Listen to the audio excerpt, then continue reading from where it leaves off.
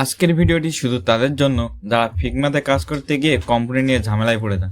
চিন্তা করবেন না, কারণ আজকে আমি দেখাবো কিভাবে খুব সহজে কম্পোনেন্টকে আনকম্পোনেন্ট করা যায়। আপনি যদি এই স্কিলটি শিখে ফেলেন তবে আপনার ফিগমা ডিজাইন হবে আরও ফ্লেক্সিবল এবং প্রফেশনাল। তো চলুন শুরু করা যাক।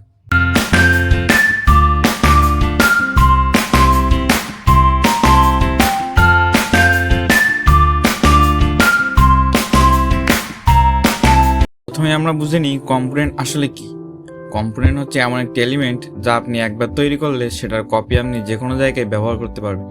কিন্তু অনেক সময় আমাদের প্রয়োজন হয় কম্পোনেন্টের বাইরে কাজ করা, তখনই দরকার হয় আনকম্পোনেন্ট করার স্কিল। এবার মূল কাজের দিকে আসি।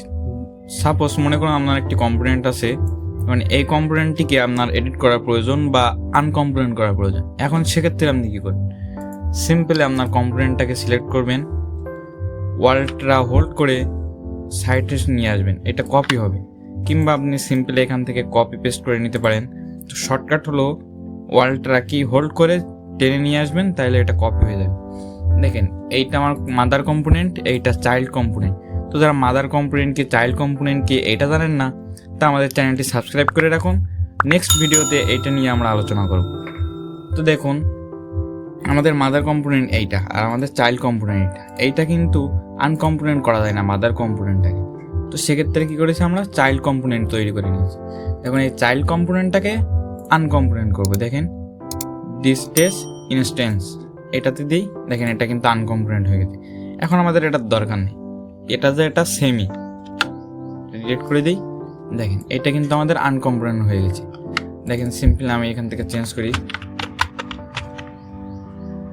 কালার চেঞ্জ করি, দেখেন এটা কিন্তু আনকম্পোনেন্ট হয়ে গেছে। ফিল কালার চেঞ্জ করি, সব কিছু এখন চেঞ্জ করা যাবে। মনে হতে পারে কম্পোনেন্ট আনকম্পোনেন্ট করা শুধু নতুনদের জন্য দরকার, কিন্তু মজার বিষয় এমন না। অনেক প্রফেশনাল ডিজাইনার আছে যারা এখনও ছোট টেকনিকটা সঠিকভাবে ব্যবহার করতে পারে না। তাই যদি আপনি এই টিপস শিখে নেন, আপনি এক ধাপ এগিয়ে থাকবেন। আজকের ভিডিওতে আমরা শিখলাম কিভাবে ফিগমাতে কম্পোনেন্টকে আনকম্পোনেন্ট করা যায়। আমি নিশ্চিত আপনি যদি এই প্রক্রিয়াটি ঠিকভাবে অনুশীলন করেন, আপনার ডিজাইন স্কিল আরও এক ধাপ উন্নত হবে।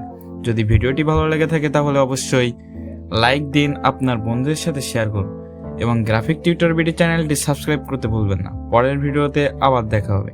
Take care.